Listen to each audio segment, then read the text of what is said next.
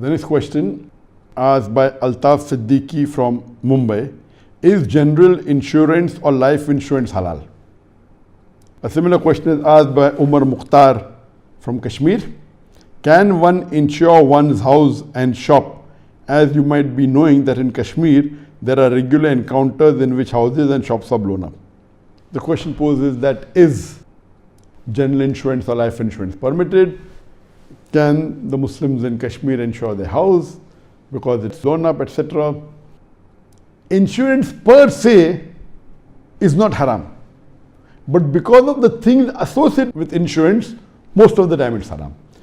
The conventional insurance that we have, or the commercial insurance, the reason it's haram is because it has three criteria which are haram. Number one, the reason of ambiguity. Number two, it has an element of gambling. And number three is riba. In a conventional insurance, what happens? It may be a car insurance, it may be health insurance, it may be a car insurance, you may buy insurance of the car, and the full year nothing happens. So the owner of the company of the insurance gets the profit and you don't get, it's ambiguity. Or if an accident takes place, the company pays for the repair of the damage, it may be excessive. So you benefit and the company goes in loss, there's ambiguity. There's an element of gambling also. For example, take a life insurance, nothing happens to you. Or health insurance, take out a health insurance and nothing happens to you for the full year and yet you're paying. So scholars have clubbed these two categories together, ambiguity and gambling. This is one of the major reasons that insurance is haram. And the other reason is, the second or the third reason is that most of these conventional insurance companies, they keep the money in banks or they invest in money instruments which involves interest or riba. So based on these criteria, the conventional insurance is haram. But there is something like an Islamic insurance known as takaful. So if you take takaful, which is Islamic insurance, it is not a commercial insurance, it is more of a corporate insurance. In a conventional insurance or a commercial insurance, the owner of the company gets major of the profit. In a corporate insurance, the people, all of them are shareholders. So takaful reduces the ambiguity, reduces the element of gambling, or removes it completely. These people who are involved in takaful, they all are shareholders. And they give as though they're giving donation. And they give donation and whoever requires it gets the benefit.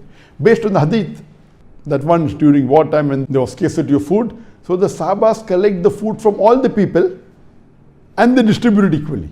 That means all of them give the food and then they collect what it is and they distribute equally. So this is permitted. So in takaful what happens? All of the members are shareholders. So just in case if no accident takes place, no one is sick, what happens? That money goes back to the shareholder. In the conventional insurance, if no one gets sick, who benefit? The owner. The commercial insurance, the one who owns the insurance benefits. Here, it goes back to the shareholder. So the element of ambiguity is reduced, the element of gambling is reduced, and it is more of helping each other based on the verse of the Quran of Surah Maida, chapter number 5, verse number 2, that help one another in bir and taqwa, in righteousness, in piety, and in virtue. So based on this verse of the Quran, the takaful is formed. They see to it that the Islamic Sharia is followed and all the haram is not there. And if the takaful invests, they see to it that they don't invest in a riba-based investment.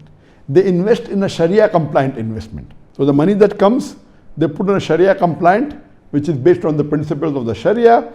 It does not involve riba, it does not involve interest. So if you take an insurance that is takaful insurance, based on the Islamic principles, it's permitted, but the normal conventional insurance or the commercial insurance, it is haram, it is prohibited. You should not involve, whether it's in Kashmir, whether any part of the world, whether a bomb is going to break your house or not, it is not allowed. You should not do it unless someone is forcing you.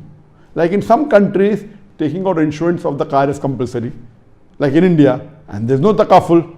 So what do? You take out a third party insurance. The minimum requirement is a third party, not a comprehensive insurance. So if there's no takaful in countries like India, you can take out a third party insurance, but don't take out a full comprehensive insurance. Full comprehensive insurance will have the element of ambiguity, will have the element of gambling, will have the element of riba. In a third party insurance, you don't benefit at all. If a third party sues you, then the company will pay on your behalf. So you're not benefiting.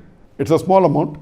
So if someone is forcing you to take out an insurance, where the company says health insurance, and you have no say of it, then even if it's a conventional insurance, somebody is forcing you, in that case it's permitted, but you voluntarily doing it, if someone is not forcing you, it is haram. However, if someone is forcing you and if takaful is there, take takaful. If it's not there, as a last resort, you can take the conventional insurance, but take the lowest category. Voluntary, if you are living in a Muslim country or a country which has the takaful and you want to take, that's permitted. But taking voluntary, intentionally, a conventional insurance, it is haram. But takaful based on the Islamic Sharia is permitted.